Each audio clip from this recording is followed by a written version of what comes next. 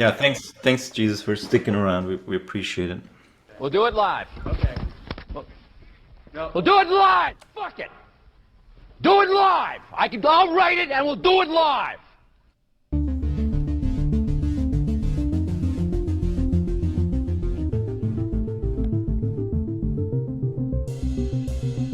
Hello, this is Dylan Moore and Nima Majur of iRead TV coming to you today. It is Friday, January 6th, 2023, and we got a fun topic today, which is teaching you to not be a lazy sack of shit. Nima, are we lazy sacks? Are we lazy? I'm teaching you too, Nima. I don't know. Are we lazy sacks of shit sitting here making stuff for other people to listen to so that we never actually get anything done because we're too busy talking and listening to each other? Maybe that's a problem in and of itself. But in general, I tripped across a tweet the other day, which is pretty hard for me because I'm not perusing Twitter, so people share tweets on some other platform, and it caught my interest. Which you. No feedback loops, Nima. I'm sorry. It caught my interest because it was. It's not obvious at first, but it was validating and what's the word I'm looking, glorifying laziness. And it was doing it in a way that I think resonates very well with the millennial population. What's that, Nima?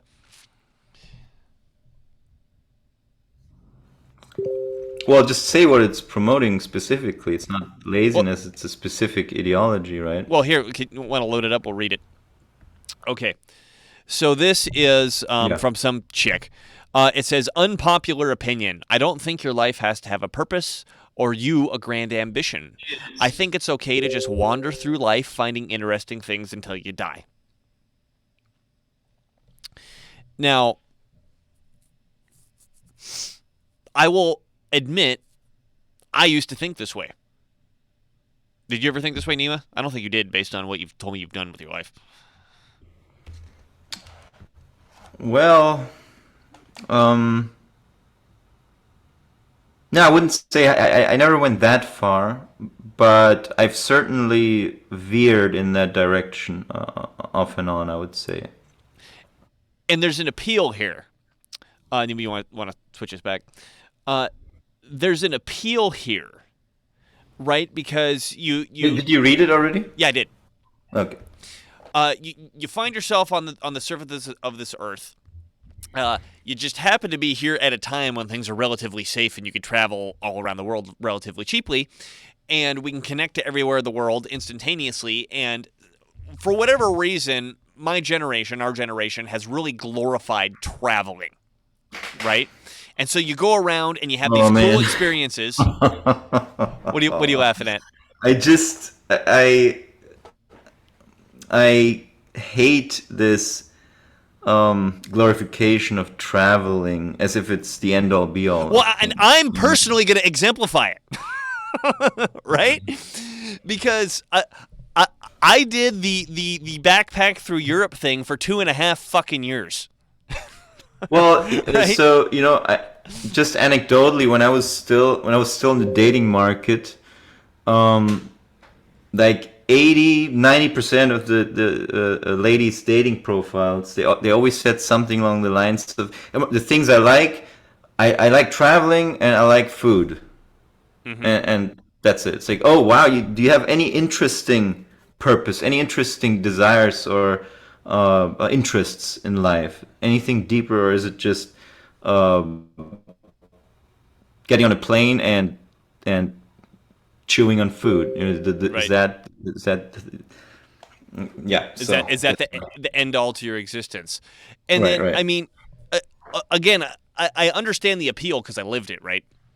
Because you say, okay, there's all this cool stuff out there. I really want to go see this cool stuff and experience this cool stuff. And in particular, when I traveled, I discovered certain networks, like specific websites. I'll say them. One's helpx.net. This is this website that I used that connects farmers, typically organic hippie farmers, with people who want to help, and they let you stay and they feed you in exchange for a certain amount of work. And I did that for not the full 2 years. I found out it was more interesting to hook up with foreign women. After busting my ass shoveling shit on farms in various corners of Europe. But yeah, I mean, I as I was doing it, so I started this when I was like 23. And I ended it right before I turned 27. And if you're like, well, your math doesn't add up, because I left out a year where I was actually I lived in another state. I moved to Vermont from Washington, and then from there I jumped up to Europe. And I thought I was doing great. I thought I was accomplishing a lot by going out doing all these crazy experiences. And one of the things that I personally, one of my personal, I don't know if philosophy is the right term here, but one of my goals was to so not have goals in the future that if I simultaneously threw myself into a difficult situation, which is to say I bought a one-way plane ticket and showed up in the middle of Austria, right? Can I handle it? And how long can I handle it? And I handled it for over 2 years. I just kept going and going and going. And I was helping people. I mean, I've read something since then, like there's this trend now where people will actually beg. Like, they'll go traveling and they'll beg for money, and they literally have a sign that says, "I'm traveling, please give me money." I never did that shit. I worked wherever I went, right? But I thought I was being productive and, in quotes, good and contributing to something because I would help wherever I went.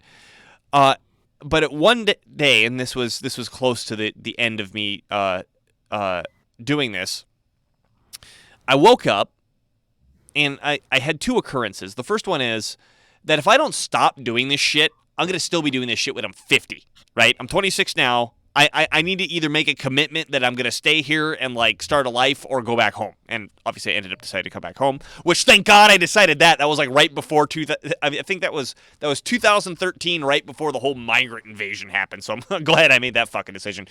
And the second thing was, it occurred to me that the only reason I was able to do what I was doing was because everybody else that I was staying with made an opposite choice. Right? I'm going to have this cool experience at this farm, or this cool experience at that farm. I'm going to go over here. I'm going to go over there and see all these cool things. Well, all those cool things were built by people not doing what I was doing. Right? Those are things that were built by people who had a goal, who had a vision, and had a drive to go do something. So we look at this girl who's like, well, you don't need a purpose in life. You don't need a big goal. You can just walk around and find interesting things. Well, cool story, but the only reason that you're able to walk around and find interesting things is because they were built by people who had goals and vision. Nima, did you freeze up? Nima? There you are. I can hear you. There you are. You froze up for a second. Okay. Yeah, I guess my connection isn't so good. It just told me my connection is unstable. Damn it. You know what it might be? We're getting hit by a fucking solar flare right now. I wonder if that's the case. Yeah. X-class solar flare just popped. So, and I have a Wi-Fi, but I have a pretty good Wi-Fi router. But let me reorient one of its antennas real quick. Okay. I'll keep talking about my experiences in Europe. I mean, just to give an example of what I mean by trying to make things as difficult as possible, I started hitchhiking because, taking trains, that's for pussies, or finding a ride with a friend or something, that's for a pussy. I'm like, okay, I'm in Vienna. And I've got a thing in Augsburg, Germany that I want to get to. It's typically a 5-hour drive, but I mapped out all the places that I would probably need to stop at. I'm like, okay, so from Vienna to Salzburg, that's a straight shot. From Salzburg to Munich, that's a straight shot. And from Munich to Augsburg, that's a straight shot. So I made signs with, here's my Salzburg sign, here's my Munich sign, and here's my Augsburg sign. I looked up on Google Maps and said, okay, here's the freeway. Here's probably a safe place to stand where people are slow enough to see where I'm standing, and they can pull over once they see me if they decide they want to pick me up. And I'd go fucking hitchhike and see if I could make it in a day, and I did. I made it from Vienna to Salzburg in one day just hitchhiking. And people warning me of axe murderers and that no one's gonna pick you up or whatever. I should say in German, es tut mein Ego gut. It felt really good for my ego to be able to say, "Ha! I did it! I told you I could do it." But again, like going back to what this girl was saying, like, okay, you don't need a purpose. You can just go around experiencing interesting things. That was a very interesting thing for me to experience, and I'd even argue that was, kind of character developing for me. Nima, I'm talking about hitchhiking from Vienna to Augsburg in one day that I did while I was in. And thanks, Jesus. Jesus says everything's fine on his end. So okay, thank you. If by solar flare you mean crappy internet, everything's fine on my end. Shut the fuck up, Jesus.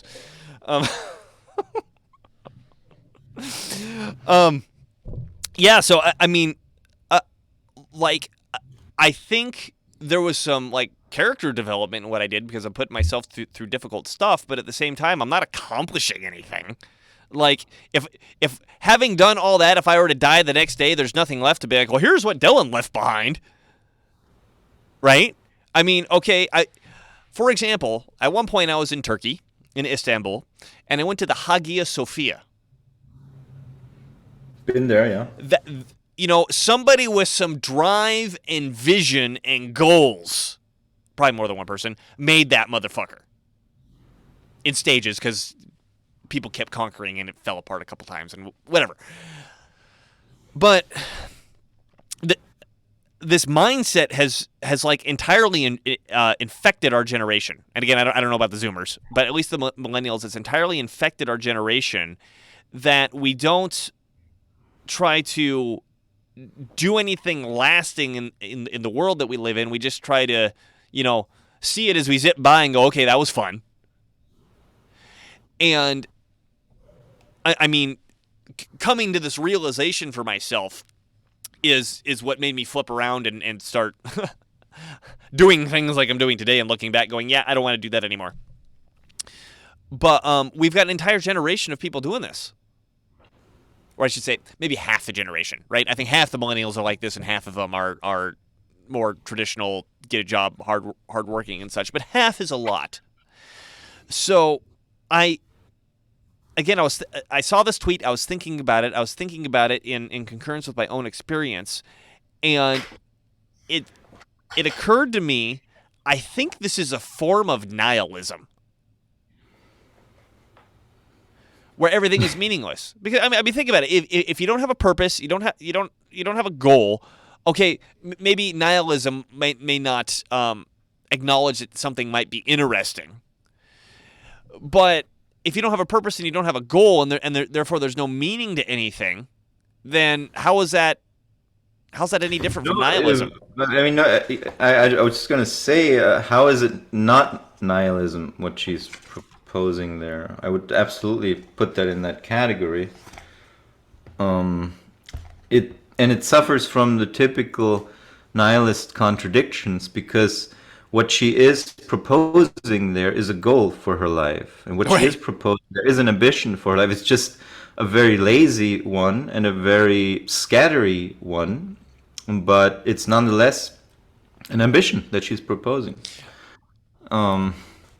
It's okay to just wander through life finding interesting things. Well, what is interesting? So you have some method of determining, or you have some process of determining what's interesting, and that's an ambition, that's a goal, and find interesting things until you die.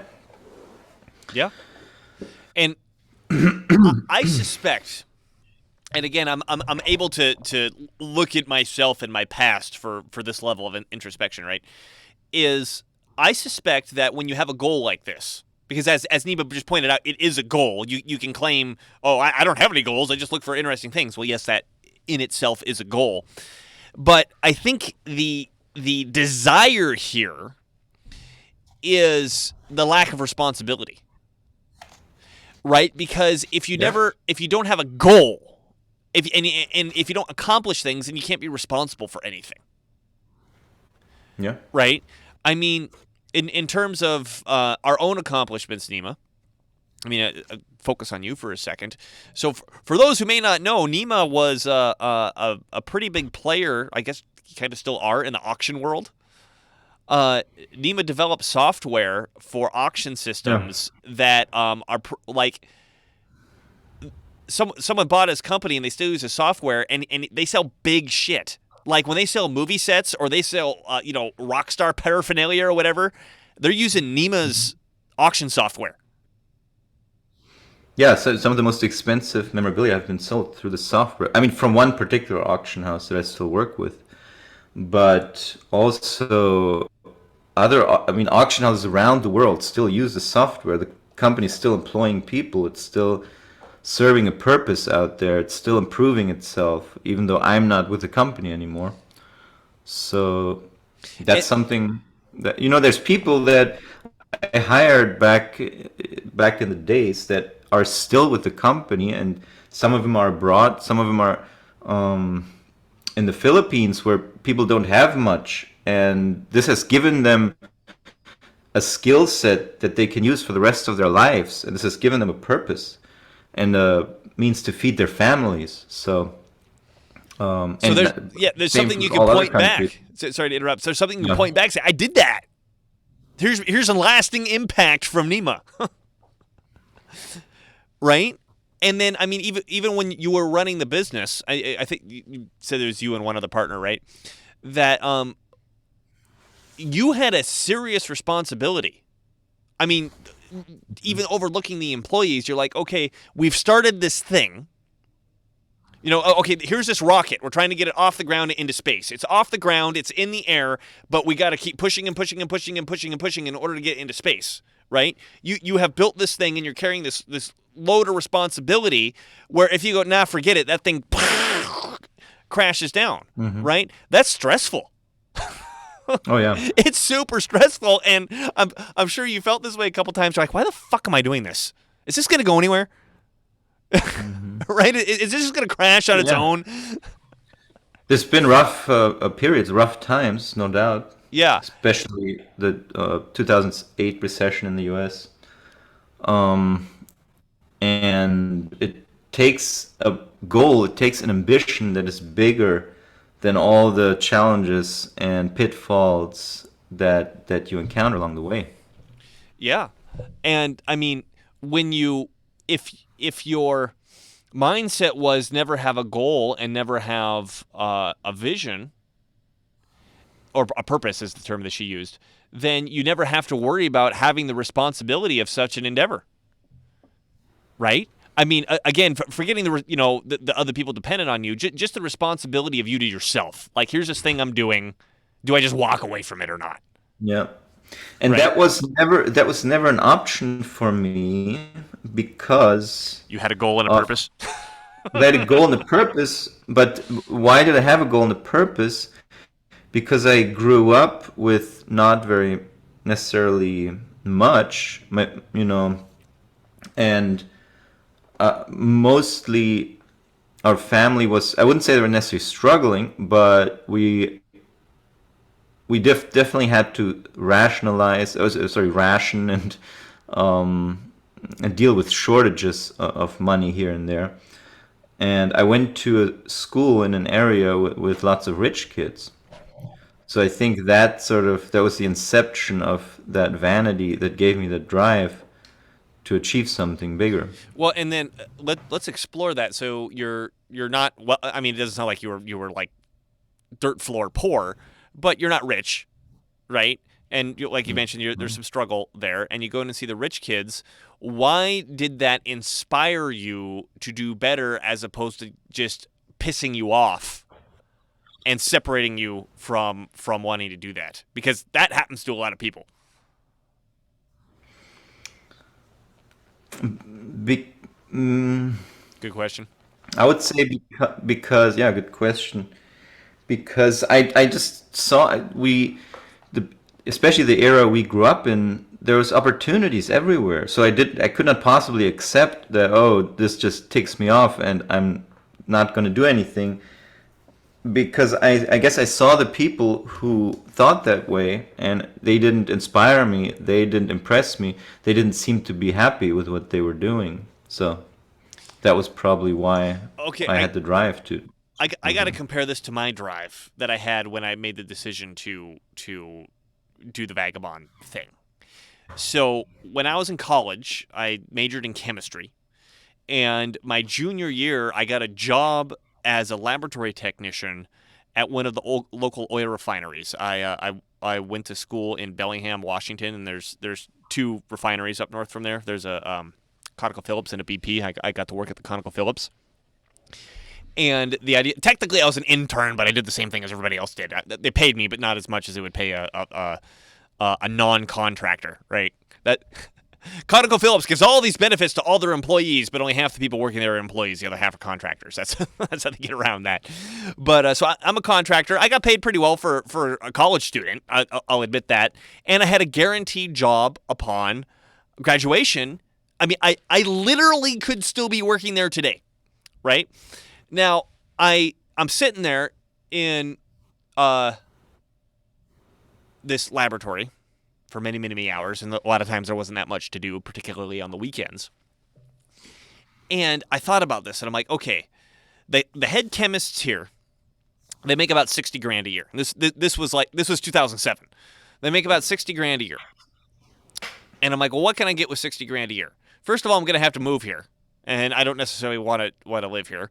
I'm going to have to buy a meh house. I'm going to have to buy a meh car. So I'm going to live in a place I don't want to live in a house I don't want to live, have a car that I don't like to get to a job that I don't want to get to. And I said, fuck this. I'd rather be dirt fucking poor than deal with this shit.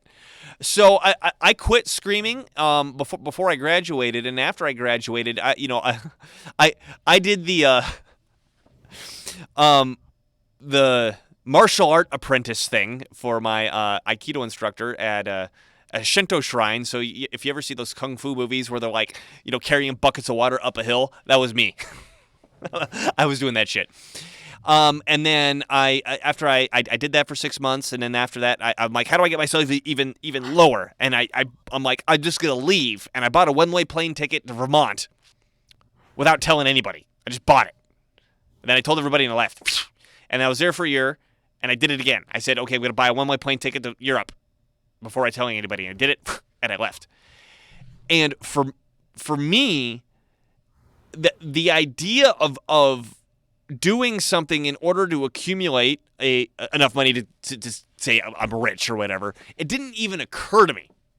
Didn't even fucking cross my mind. And I felt at odds with people who were like that, because I couldn't even conceptualize what it'd be like there. I could only visualize, okay, here's middle class per the description I just gave of like, okay, I hate this job and I hate where I live and I just drive in between the two.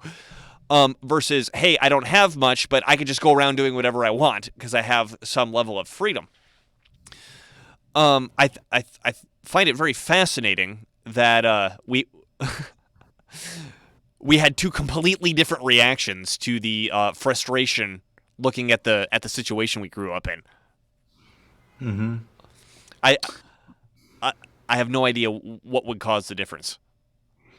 Yeah, I mean, to me, the vagabond proposition would not have worked, because I would have considered that to be a situation where you're constantly in want and you are dependent on others. Mm-hmm. You're dependent on other people's money, on jobs from other people, even if it's just odd jobs you're doing here and there. You never have that feeling of comfort and achievement and a situation where you just I can relax a little bit. I can do what I feel like doing because you can't do that unless you have the means to do that. Mm-hmm. So maybe that's why. Well, I think maybe I figured out the answer. So, getting a little more personal here. My parents were divorced when I was 4, and my mom was, I would say, still is a fucking psycho. And she was such a psycho that when I was in my 20s, I stumbled across an article discussing narcissistic parents. And the description of the narcissistic parent fit my mother so perfectly, I thought this person was like spying on me my whole life and wrote a fucking article about me. It was like that specific. Or I should say, it was that accurate of a description of what I experienced. And to your point of, you can never relax, you can never have any sort of sense of being settled. Well, I never had that in my house. Everything was just in constant turmoil. My dad's ripped away from me, and my favorite thing my mom liked to, I don't know if it's her favorite, but it was on the list, is take things away from me that I liked or that I enjoyed. So for me, being in a situation where I'm in constant struggle and I'm basically standing on shifting sand all the time was just what I grew up with. So I guess it's I think we're getting deeper into the situation here, because if I'm just chasing the situation of my childhood, of my household, of when I grew up, and if you want to describe yours, I'm wondering if you can draw a similar corollary. What is the similar situation that so many millennials grew up with that we want to do this, that we have this nihilistic viewpoint? Well, I think to some extent it might be that millennials grew up, especially American millennials, grew up in a time of abundance, and a lot of things were just assumed and taken for granted. Mm-hmm. So, on the material realm, maybe there wasn't much to accomplish or to achieve, or they didn't really consider uh, material achievements accomplishments in any way, or necessary accomplishments, because they thought they already had it. They had a family, they had a house, they had this and that. A lot of that sort of started crumbling, I think, with the financial crisis Right. in 2008. But until that point, the American middle class family was pretty well off and pretty much lived in relative abundance relative to the rest of the world. Well, Probably still do, but it's sort of, there's definitely been a lot more uncertainty introduced into the household with that crisis. Well, to the point of the crash, I guess it's also interesting to point out that the crash happened right as we were graduating college. Right, I graduated college in 2009. Right now, by my actions, I left the job that I had guaranteed and went off and did my thing, so I didn't really feel it. But there was this real big societal fuck you that hit us, where we were told, okay, do all these things, and when you graduate, you're going to get rewarded with by society with stuff that society provides. And then, like, as soon as we did all the stuff that we were told to, we fell off a cliff. Yeah. So I also wonder if that may have had something to do with it, where we're like, okay, well, society has nothing to provide, so I guess I'll just go find fucking something interesting to do, to this girl's point. Yeah. And I think it's worth describing my turnaround, right? So I obviously am not doing that anymore, and I had a come to Jesus moment. You're listening to that, Jesus? I had a come to you moment. We got a listener in there named Jesus making comments at us. And he this is going to sound cliche at this point. I ran into the book Rich Dad, Poor Dad. Have you heard of it or read it, Nima?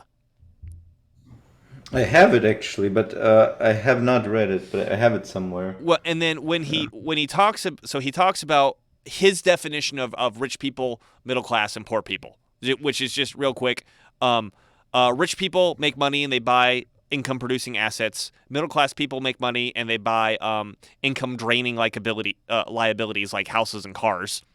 And poor people make money and they just burn it on immediate consumption. They go to a party and buy alcohol or whatever, right?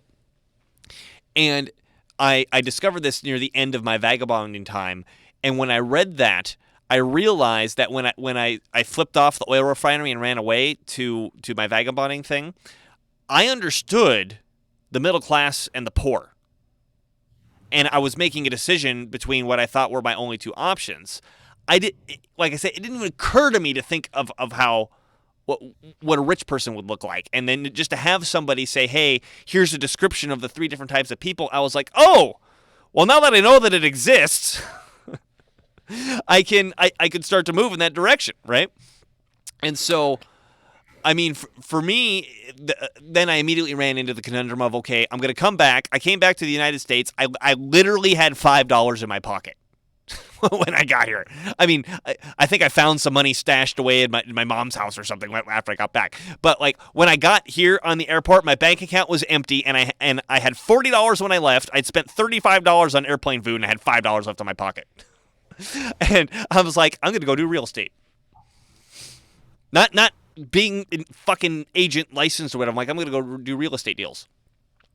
And I was like, but how do I avoid getting a job at the fucking oil refinery again? Because that's all my skill set. I mean, if I'm gonna look at my resume, that's the only thing I got going for me on my resume is I could work at an oil refinery again as a lab tech.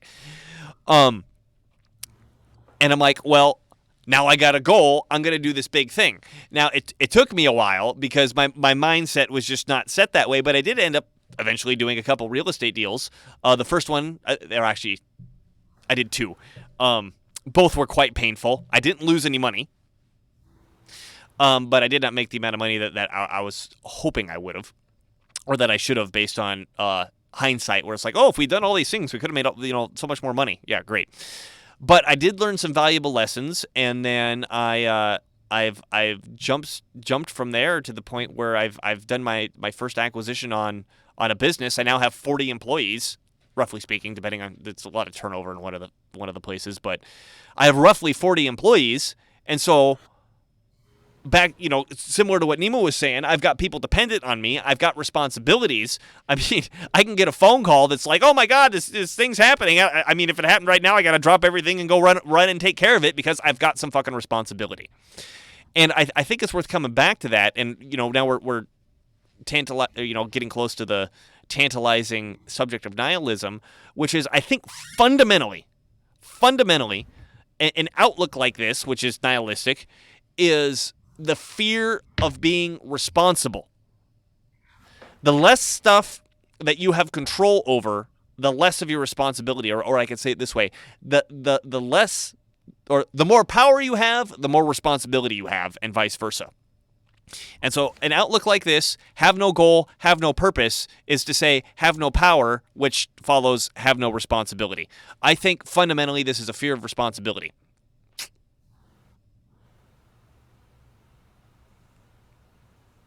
No comment, Nima? Well, yeah, it is. It's fundamentally fear of responsibility. You could also say it's fundamentally denial of truth. But I guess what you're saying is, what is the sentiment that triggers that kind of belief? And yeah, it is. Well, I think the fear of responsibility and the denial of truth aren't that too separated from each other, because if responsibility is kind of weird in the sense of, okay, right now, let's say there's a comet coming toward Earth. I'm not responsible for fixing it because I have no power to do so. Right? Now, if I had the power to do so, let's say I got a rocket here that I can crank up and shoot the asteroid with. Well, then I've got the responsibility for dealing with that. That's the black and white responsibility. Here's the gray responsibility, which is right now I'm looking at what I'm sitting here going, okay, what could I do right now? If I make a decision that says, okay, do something that does not make myself more powerful, in the future I will not have any responsibility to deal with big things, right? My metaphorical asteroid coming toward the Earth. But if I say, okay, right now, I understand that I have the capacity to do things that make me more powerful. Earning money is an example of that, right? I have the capacity to do things to make myself more powerful. And so I'm going to start choosing to move in that direction. I know at some point, as I get more and more powerful, I am going to find myself in these metaphorical asteroid situations where I'm responsible for making a decision of what to do about this big thing that's coming.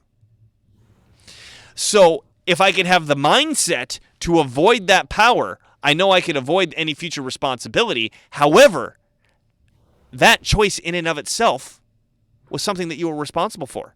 You had a responsibility to you were responsible for the choice of, do I go less power or do I go more power? And nihilism, or this infection that this girl is describing that I had at one point, is a way to choose going, okay, don't get any more power, because I think fundamentally they have a fear of responsibility, and they know if they don't accumulate the power, they'll never be responsible for dealing with a big decision. I think that's a particular version of nihilism, but there's also a lot of nihilists who absolutely want to attain power, and they apply nihilist morality to what they're doing, right? Because if everything's a free for all, then my will to power, I think Nietzsche called it that too,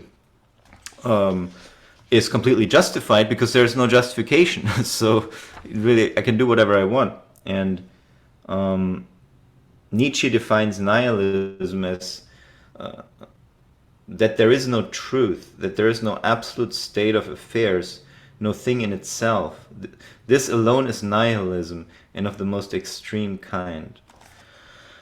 That's from Will to Power, Volume 1, in the Complete Works of Friedrich Nietzsche.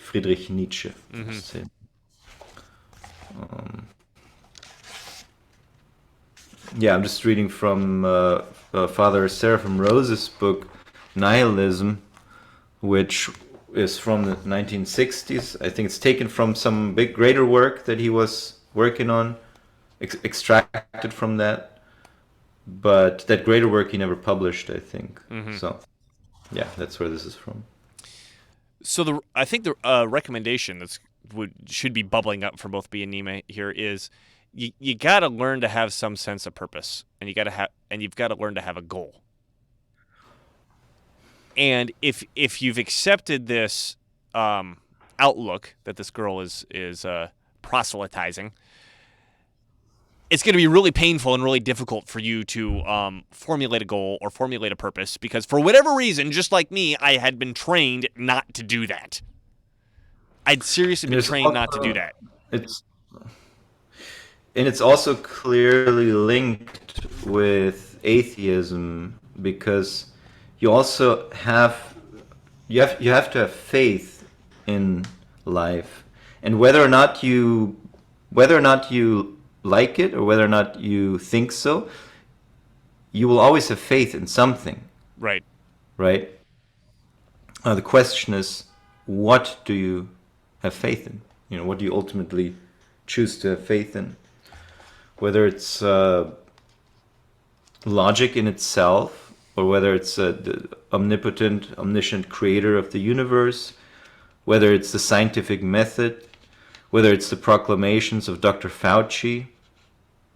You choose to have faith in something at the end of the day. You were so pissed off at Dr. Fauci. I mean, I am too, but I don't think it's the same level. I don't think it's the same level as you. Yeah, Uncle Tony. To that point, I mean, let's spur off into religion world here. Is that, Dr. E. Michael Jones, when we had him on, was discussing this, is that something interesting happened from Isaac Newton on. Because Isaac Newton created a description of the universe where everything moved on its own, as opposed to a prior accepted description of the universe where everything had a meaning and a purpose put there by God. Physics is happening because that's, God has given things a certain purpose. Whereas Newton created this world of gravity and inertia, where you have these two opposing forces that work together, so stuff is kind of on this automatic clock. And I'm not trying to talk about physics here. I'm trying to talk about philosophy, which is if you remove it, you could take Newton's universe. I'm not saying Newton did this, but subsequent people definitely did this. If you take Newton's universe, you don't need God to describe it. Well, I think you need God to describe the beginning of it. But you don't necessarily need God to describe the actual, okay, here's this planet moving through space. That's just what it does because of gravity and inertia, right? So we've got this thing where there's no meaning needed anymore behind things. Stuff just moves based on these two competing forces. And you have outlooks that cascade down from that. Right? Well, if there's no meaning to the universe, well, what does that mean for me within this universe if I'm just a bunch of atoms bouncing around that get replaced every 7 years, right? If you start to accept that line of thinking, I mean, unless you're actively contradicting yourself, you can't have a goal and you can't have a purpose because there is no goal and there is no purpose, right? So to your point in terms of having faith in something, if you want to have a goal or you want to have a purpose somewhere, I mean, obviously you got to have faith in yourself to achieve that thing, but you have to have faith simply in the fact that there's meaning behind the goal, there's meaning behind the purpose, it's good and not bad, right? That I'm doing this thing because it's gooder than it would have been, and I'll be not doing the thing which would have been badder. So. The question just keeps coming back to me. Where did we pick up the spiritual sickness? And I think you were broaching the subject of we had the material pretty much down before the crash of 2008, or I would say even more specifically before the war, before 9/11, because 9/11 shook us up pretty psychologically. But before that, the material world was pretty okay. The Soviet Union had fallen. There was no specter of communism, and in the West, we're kind of like, yay, all this stuff's taken care of. So now what the fuck do we do? We're done. Yeah.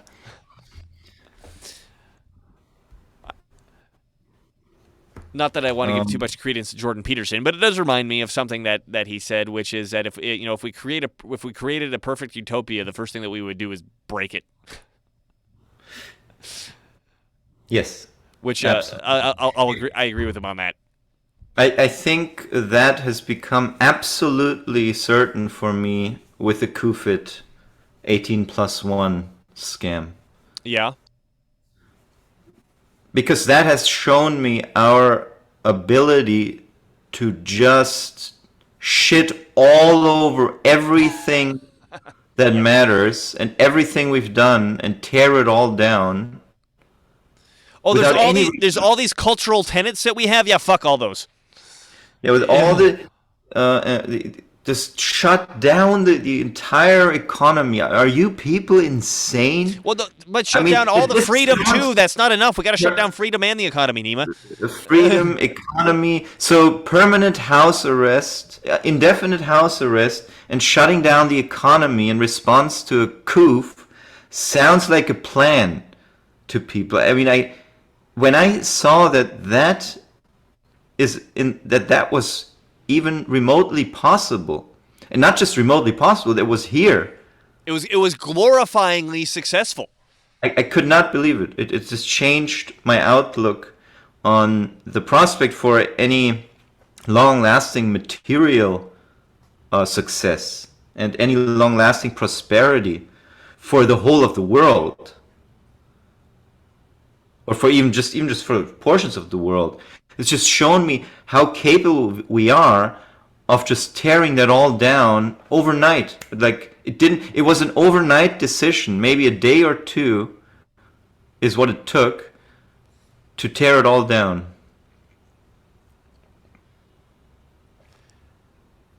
That is wild to think about. It's incredible. It's incredible. We got sold 2 weeks to slow the spread, and it lasted for over 2 years with trailings of bullshit still left behind, right? And Still, and all the legal or illegal parameters that were set forth, not all of them, but a lot of them, still here. Similar to how 9/11 changed everything, even though and then Spectre is no longer here. that wasn't enough. Even shut everything down, take all our freedoms, lock us into our homes for indefinite amounts of time. No, we're also going to inject everyone. We're going to treat this coof with an experimental gene therapy that gives you heart attacks and blood clots and permanent heart disease. Remember, we're on YouTube. We love the COVID shot. Pfizer is God. For the YouTube I didn't censors, say COVID. You didn't, but I just want to be clear that whatever you think Nima might be saying, it has nothing to do with contradicting It's the not fact that we love COVID and Pfizer is God. No, wait, excuse me. We love the COVID shot. There we go. The COVID vaccine. It's amazing. No, that is an interesting. Incredible. That is an interesting aspect. So I mean,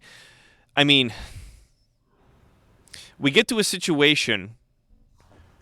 Why are we so eager?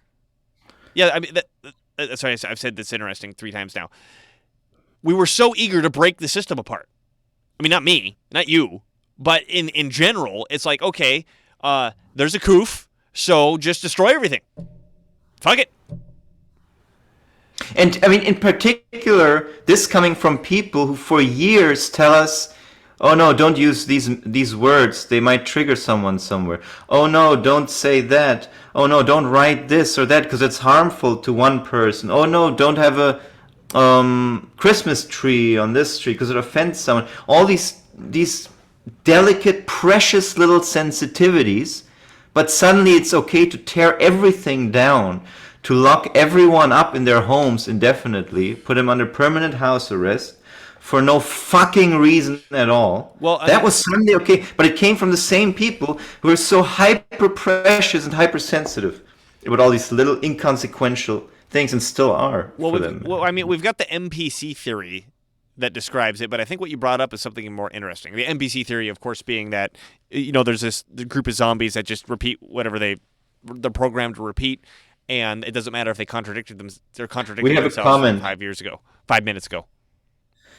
We have a comment. Nima, this nation was not torn down overnight. It started with Reagan and every president after tearing it down little by little. Well, I think we're talking about 2 different things here.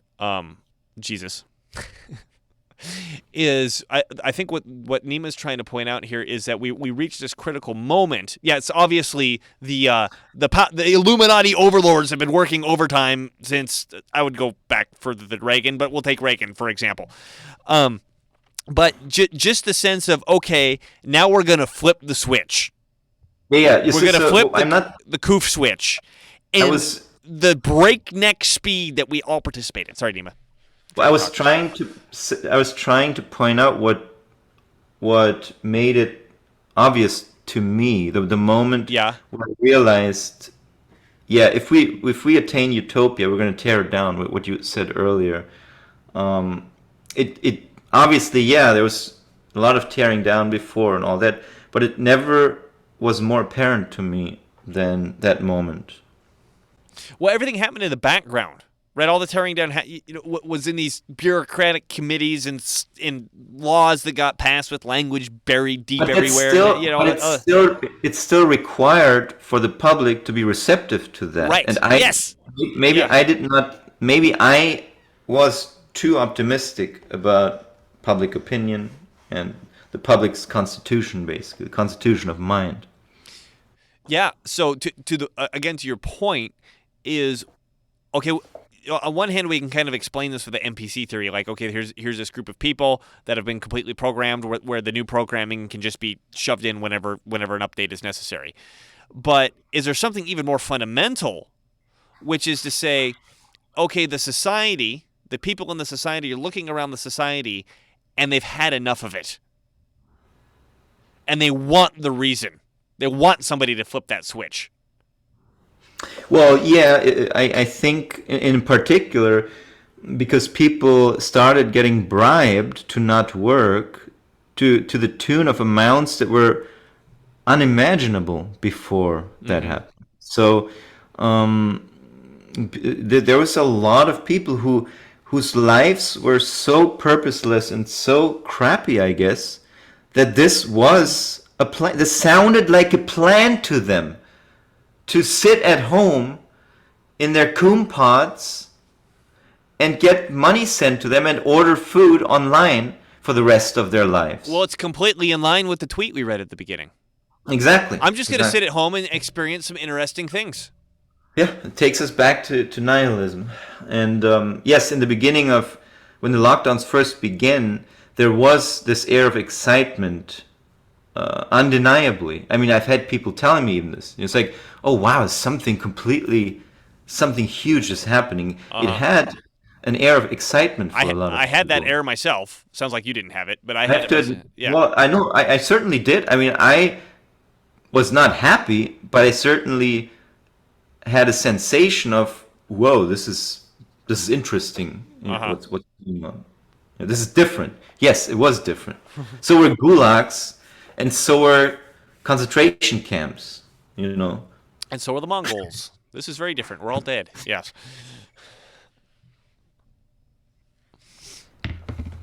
No, so I mean, again, should we talk a little bit about? Yeah, go for it. I was going to bring it back philosophical- to laziness, but go for nihilism first.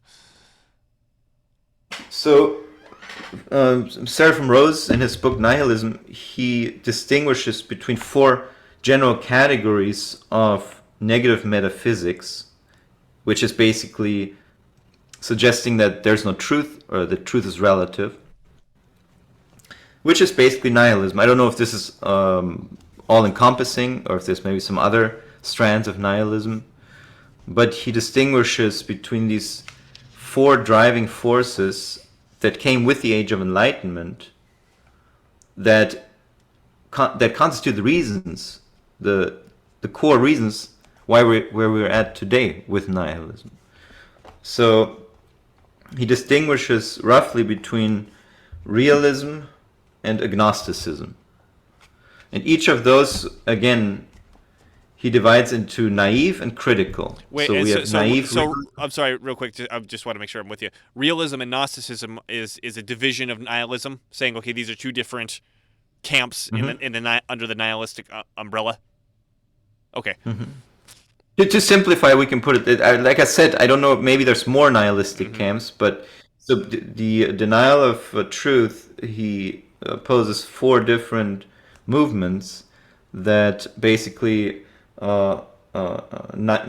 naive realism, critical realism, naive agnosticism, critical agnosticism.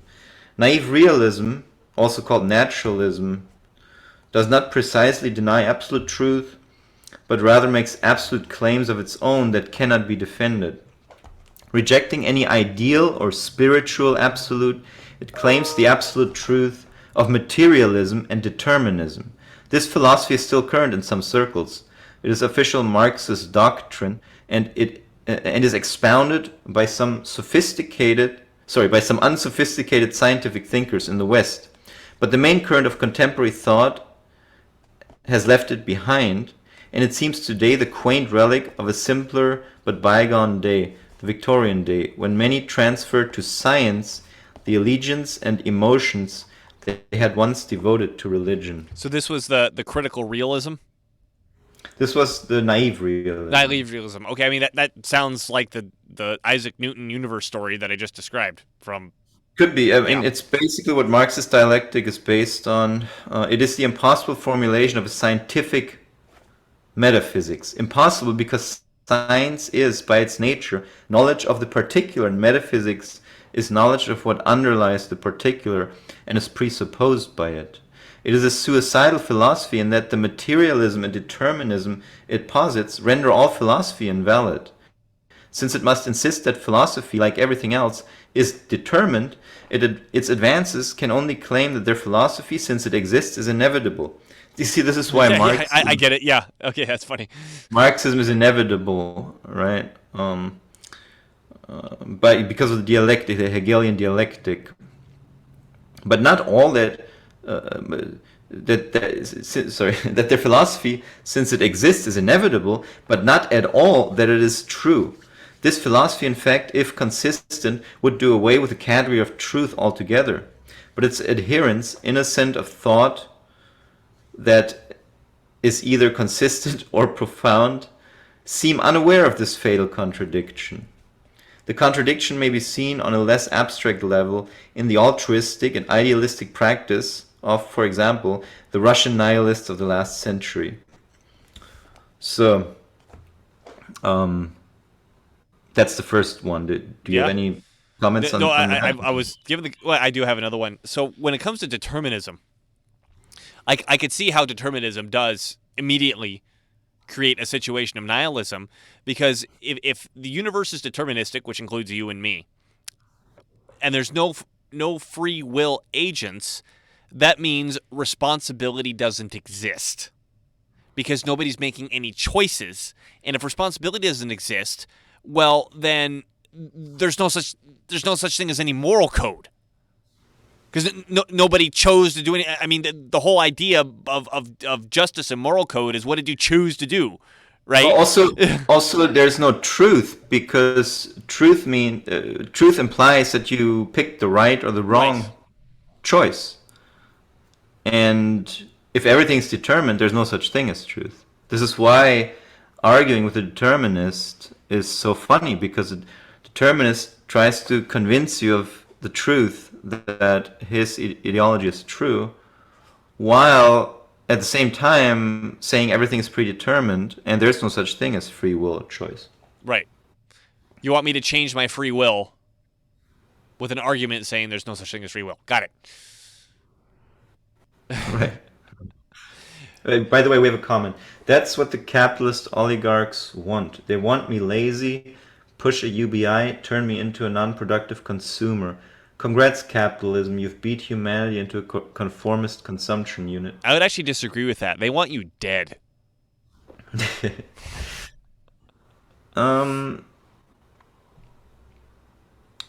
Yeah, they want you. Well, they want some sort of population. They want to feed on the energy of some degree of population. They don't want as many people as there are right now. They want it more manageable. But I do think they want an underclass to rule over. Because otherwise, why? If they eliminate everyone, they were the only ones. There's no one to be God over, right? That would be terrible for them, because they want to rule over people. So they need some people to rule over, I think.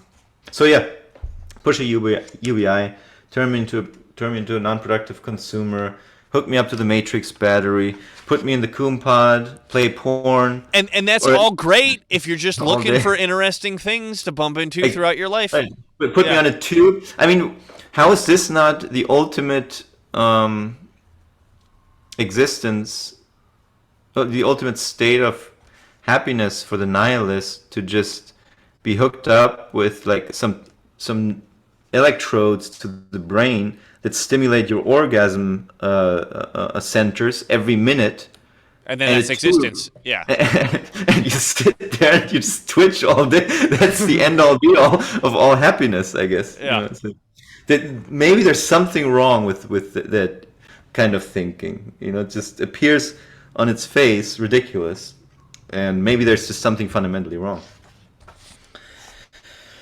Critical realism or positivism is the straightforward denial of metaphysical truth. Okay, so while naive realism suggests there is a truth, it's not spiritual or ideal, but it's material and it's deterministic.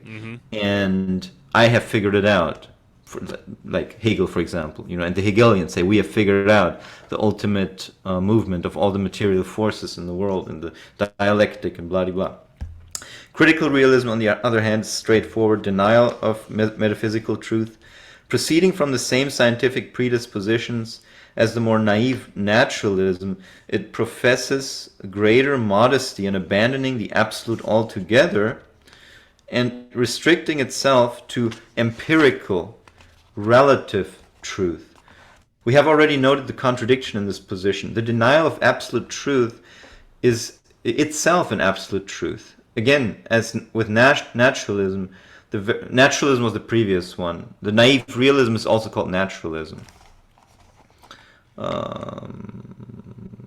As with naturalism, the very positing of the first principle of positivism is its own refutation.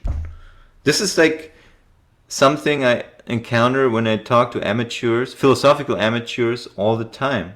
Like the denial of the absolute certainty about the denial of absolute truth. It's instinctive. With this brain virus, it comes out as a knee-jerk reaction, as a knee-jerk response. When you start talking about absolute truth, like my dad, for example. I had a conversation with my dad the other day. We talk about how do we determine absolute truth. I mean, I wasn't even done saying the sentence, and his response is, "There's no absolute truth." So, are you absolutely sure about that? Is that exactly what I the truth? responded. That there's no absolute truth? Yeah. Like this. This is what I told him. Is that absolutely true what you just said? Is that true what you just said? And what was his response to that? He said, yes, it is. That's the one thing that's true. He's identified the one truth.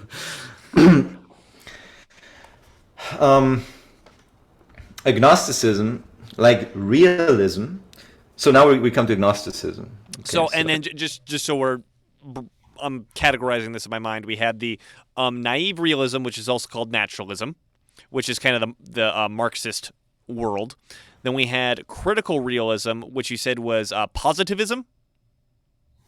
Yeah. Yeah. Okay. And now we're moving back to the other side, or not back, but moving over to the other side of agnosticism, where we're going to split it up into naive and critical. Yeah. Okay. And the critical realism denies denies that there's any metaphysical truth, denies that there's any reality.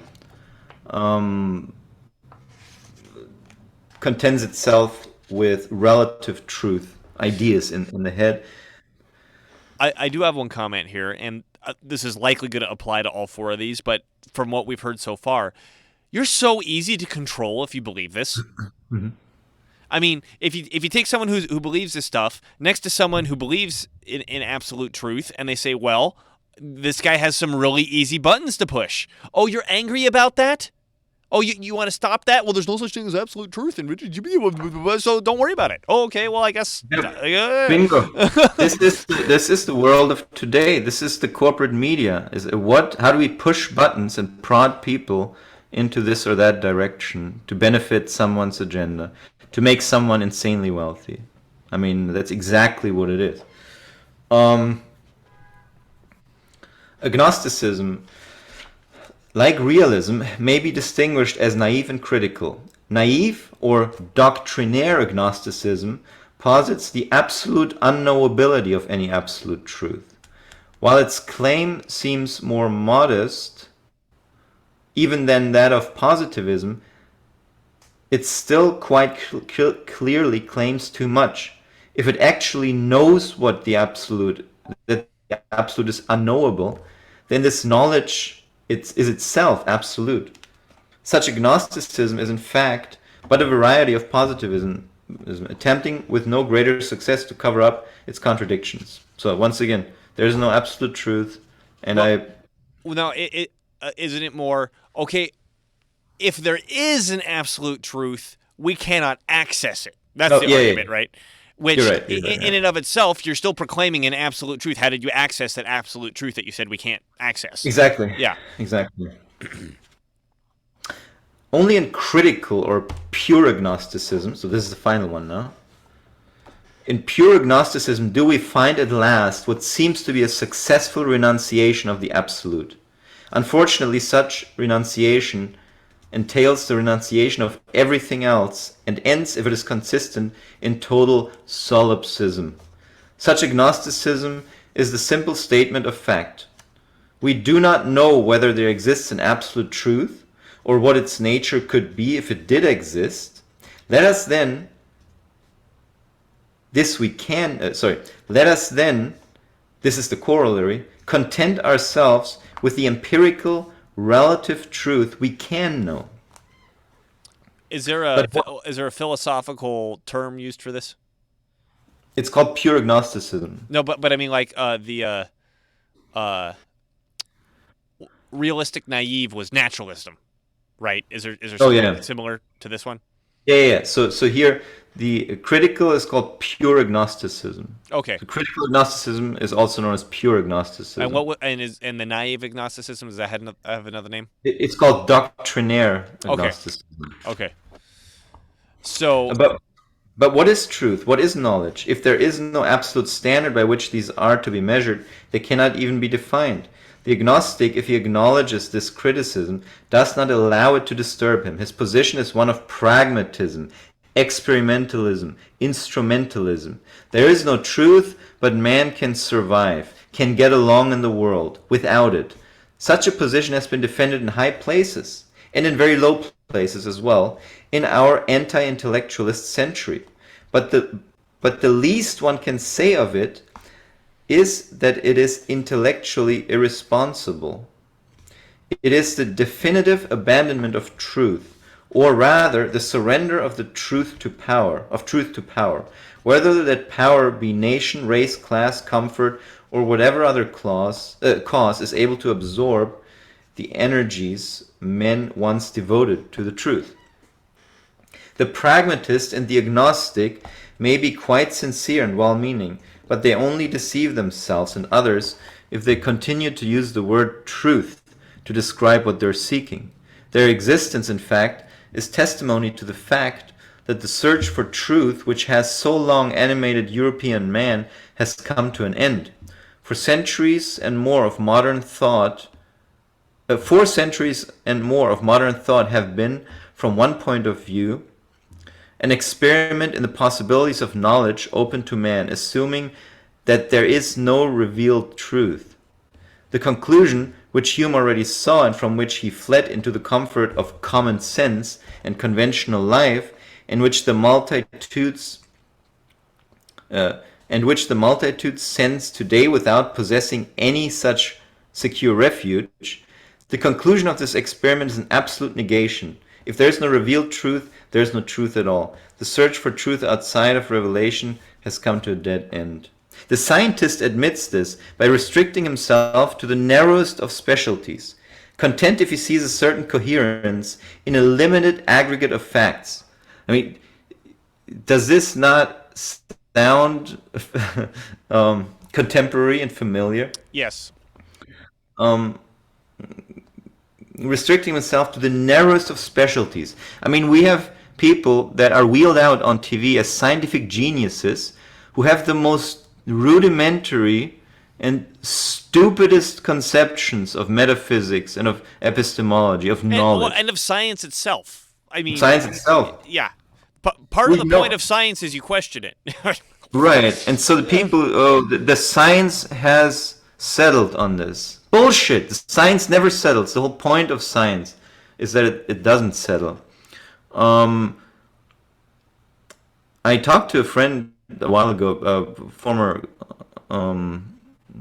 college buddy of mine. I mean, from back in Germany, and he told me he thought he was saying something very profound when he told me regarding the COVID 18+1 lockdowns and the love jabs, the jabby jabs that cure everyone. Well, Nima, everyone's entitled to their opinion, but you're not entitled to your own facts. And he said that in order to defend the actions of those in power who claim to have absolutely access to their facts and who absolutely have determined that that they have. Sorry, what was the word? Claim to reality, claim to the facts. claim to fact. So you can have your opinion. You have the right to an opinion, not the right to facts.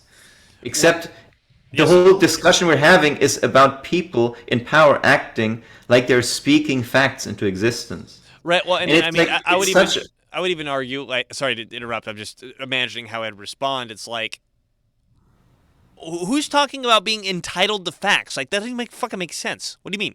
Like, okay, my phone is black. Am I entitled to that fact? Like, that doesn't even grammatically that makes you could form that sentence, but there's no logical fucking way to explain anything about that. Sorry. The bigger problem I have with that statement is the thinking. Again, I think it's a brain virus or brain defect. Or the idea that humans can pronounce absolute facts into existence. As if these humans can and you can't. Right, and they're as if they're, because this is like this quest for brute facts. This is also Sam Harris has talked about this on his podcast. They have no recognition of the numbers of layers in between the supposed fact and you speaking about that supposed fact. Mm-hmm. And it's like, I mean, it's, when it comes to the Kufit 18+1 story, it's so obviously the case. Right? When you see a number on a TV screen and you think that that is a fact, that you have some serious issues metaphysically, philosophically. I mean, you are so low IQ in the philosophy realm. You're operating on the lowest level of philosophy, and that's what most that's where most scientists who are wheeled out as geniuses who we need to listen to, that's where they're operating at. I think most scientists operate that in general. Just in general. Yeah. That's where they're at. So that's why I mentioned instrumentalism, right? So and to that point, absolutely no appreciation of the fact that there are instruments that you're using, that there's measurements that you're using, that there are people who have built these instruments, like, for example, the Kufit 18+1 PCR test, which PCR tests don't work, by the way, don't work for the purpose of infection detection. According to the guy who invented them. Kerry Mullis, who invented, I was just going to flash his book, but I haven't. No appreciation for the fact that the people pronouncing these ideas themselves have goals and interests and need funding for grants. No appreciation for all these layers and layers and layers and layers and layers in between the supposed brute fact and the person speaking about that supposed fact. All these things don't exist. These layers don't exist in the minds of the scientist. Well, call me broken record, but I think it's not a question of, what's the metaphysics and the epistemology of figuring out a fact.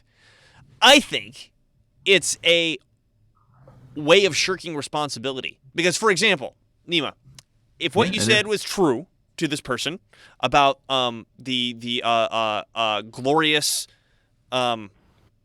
COVID vaccine from God Pfizer that works 100% of the time and is 100% effective, and we worship on a daily basis. YouTube, believe me 100% when I say that. If your argument is true, and he has to turn around and question that, now suddenly he's responsible for acting on the fact that that's true, or at least what he's hearing isn't true. Which means he's got to do some uncomfortable interactions with the people around him in the rest of his life, and he doesn't want that responsibility. Therefore, the philosophical poison that we're discussing is attractive. Because for most people, hopefully not you and me, for most people, that line of bullshit works. That line of bullshit works. Right. So if they accept it and they repeat it, they get away scot-free with bullshit, and they're not responsible for their fucking actions. Right, 'cause people think they say something profound when they say, well, I just go by the facts. I don't know what you're doing, but I'm going with the facts. I just go with the science. I don't know what you're doing. I go with the science. And because I said the word. Look, I said a word, science. I am smart. I'm scientific. I'm intelligent. You're really operating on the lowest level you could possibly be operating at when it comes to epistemology, philosophy, and with that Or science. and the history of science, like. And the philosophy of science. The philosophy of well, science. I mean, just to elaborate on that a little bit. Of course, you and I know, Nima. What does the word science mean? Knowledge. Oh, okay. I bet you just taught some people something right there, who are so proud of the word science. But science doesn't show anything. Science doesn't prove anything. Science, like we said, is never settled. What's important about that word is when we make it an adjective and apply it to another noun called method. The scientific method, right? We arrived at this knowledge, we arrived at this science by the application of a certain method. The emphasis is less on the conclusion that you arrived at. The emphasis on how did you get there. The emphasis on how did you get there. And if that's true, then the whole, well, I followed the science completely breaks down, because then they have to focus on, how did we get to this science? Right? What was the methodology that was followed to get here? And as we said, the whole idea behind the scientific method is to say, there's a good chance we never fully get it right. We have to continuously come back in here and look at the assumptions that we had, look at the mistakes that we may have made, look at the error we may have calculated into this. What are our biases? All the stuff that we pumped into it. The scientific method is supposed to help us navigate through that. Right? And if you just say, well, science, that's the focus, well, you're missing the most important part, which is the verb, not the noun. Yeah, you're not doing science, actually. Yeah. You're doing faith. I mean, and you're doing extreme faith. You're eliminating all kinds of thought and questioning and skepticism and thinking that would be necessary to understand the shortcomings of this or that experiment, of this or that scientific organization, of this or that mega corporation funding this or that scientist, of this or that biased individual, of this or that flawed instrument. I mean, these things don't exist in the world of these brain-dead retards, apparently. And they don't want it to. That's what I'm saying. They don't want it to, because they don't want the responsibility of knowing this. Because here's the interesting thing about knowledge that I have come to realize. When you know something, you suddenly become responsible for it. Right? Let me give an example. Let's say that fire behind Nima right now isn't a fire on his TV and it's a real fire. And Nima's house is on fire. And he's asleep, and he doesn't know. And I see it because I'm watching him through his computer while he sleeps. And now that I know that his house is on fire, and I know he doesn't know because I know he's sleeping, and I have the chance to call him and wake him up to get him out of that house, I'm now responsible for Nima's life. And I can act on that knowledge. So knowledge necessitates action. People don't get this. Knowledge necessitates action, and it's so self-evident that people will die before they accept knowledge the people will die before they accept knowledge that will force them to act in an uncomfortable manner. That's why your friend hit you with this bullshit response, and instead of dealing with, okay, here are the facts, we got to take into account the 4 million layers in between the thing that happened and us talking about it, right? But to the best of our ability, how do we put facts on the table and organize them in a sufficient way? And he didn't do that. He just said, "There's no such thing as facts." Right. There is facts, and the things it comes to the same thing. When you talk, there's no such thing as facts. Is what he was saying. Right, but when I talk, but what I reference, those are all facts because I said so. Right. And we were talking about the censorship of dissenting viewpoints on social media, and he was trying to give me an excuse as to why certain views could be censored. And so he was trying to tell me, well, the people who are getting censors, they're just trying to lay claim on their own facts, and you don't get to do that, right? Only the powerful get to do that, apparently. But the main crux is, am I allowed to disagree with you on what you consider a fact or not? Yeah. No. Well, yeah, but his thinking would be, no, I'm not allowed to. Right. Right. And his argumentation is essentially, Nima, you do not have access to facts. Right, and I do. So yeah. And this was an academic. This was somebody who went to college and who graduated They're in terrible. industrial engineering. They're horrible. Well, and I'm still going to pause it. I'm going to reiterate myself. I think fundamentally the reason people do that is that they're terrified of the knowledge, because if they have the knowledge, then they need to act on it. So they'll put up any screen they possibly can to avoid getting the knowledge. Sorry. But also they made shitty decisions, because he took the vax, his wife took the vax. Yeah, he doesn't want to be responsible for that decision. He does not want to be responsible for that decision. Yeah, it's for a lot of people. In hindsight, it would be a tough pill to swallow, to admit that you have made your family a fucking guinea pig for a psychotic science experiment. Like, that's something that an absolute moron would do in a world where everyone can communicate truth, and where everyone can truly communicate with one another, where differing viewpoints are allowed to be shared. I think it would be more apparent to people that this is a scientific experiment that's run on guinea pigs. Well, I think it's the same level. Let's go back to the house on fire. Let's say Nima's house is on fire. He's sleeping. I ring him, and I'm like, dude, your house is on fire. Well, that's just like your opinion, man. And he goes back to sleep. That's kind of what you just described that this friend did, right? Mm-hmm. No. Yeah, okay, yeah.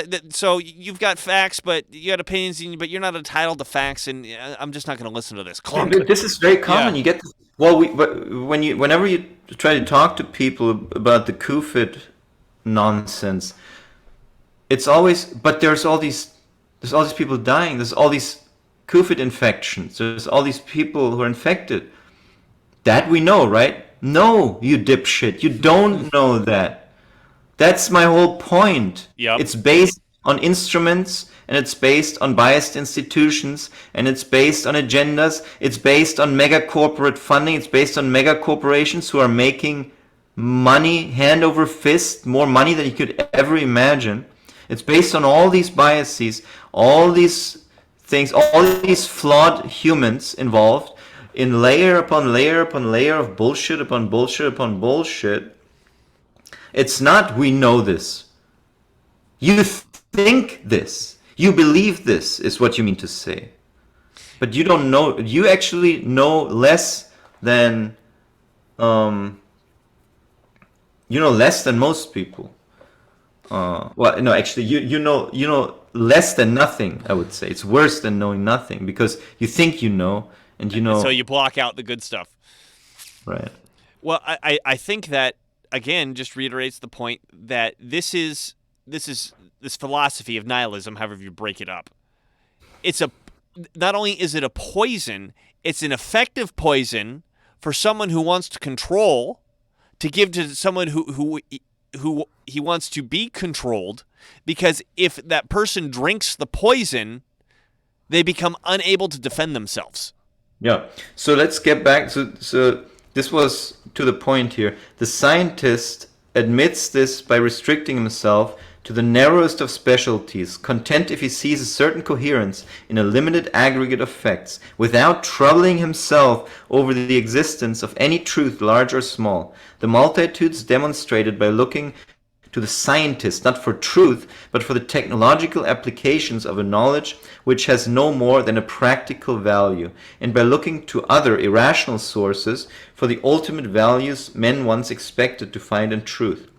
The despotism of science over practical life is contemporaneous with the advent of a whole series of pseudo-religions, revelations. The two are correlative symptoms of the same malady, the abandonment of truth. Yeah. Amen, brother. So it almost seems to me like the religious person, when he has faith in God and God's creation, that a creator has put you here With purpose. with free will, purpose, with free will, and with a mind that is internal and a world that is external, and with the senses to have the capacity to grasp and understand the world. That person has faith. A foundation. He can hold on to something. Yeah. But and he puts his faith in something very much beyond all these layers. He understands, hopefully, that there's these layers and that he's imperfect and needs to examine and question, understand. But I have to find a word for this kind of person now. The modern scientific Normie? absolutist, normie, Centrist? the modern scientific normie puts his faith. He stops with this. He stops with the inquiry much sooner than the religious person. His faith is on a much lower level. His faith is in a person. His faith is in a corporation, in a government agency. Sounds like the communist revolution right there. The state's God. Yeah. I mean, it's just, my point is, intellectually, it's on a much lower level than the religious, the faith in God, I think. I think I agree with you. I mean, we could, if we dive into the realm of theology, we can have another battle there. But I think what you just said is that, I mean, I think I agree with what you just said, which is essentially there's a level of faith that you're taking here, even by saying that you reject faith. You're just putting it on things that really don't deserve it. Well, the point is that everyone has faith. Everyone operates on faith to some extent. So there's no such thing as having no faith. There's something coming to my mind, and I'm holding it off right now, just in the thought of time. We're almost at an hour and a half here, Nima. Yeah. I don't think I want to jump into Kabbalah and Jewish mysticism and Jewish epistemology that I accidentally bumped into the other week. That was absolutely fascinating at this point. Because we've been at it too long. I think we'll save that for another day. Okay, Nima gave me the slight nod. Well, let's just wrap this up with what we came up with at the beginning with this tweet, right? I want to pull the tweet back up. Let's just read it again. Mm-hmm. So here's this girl making this tweet. Unpopular opinion. I don't think your life has to have a purpose or you a grand ambition. I think it's okay to just wander through life finding interesting things until you die.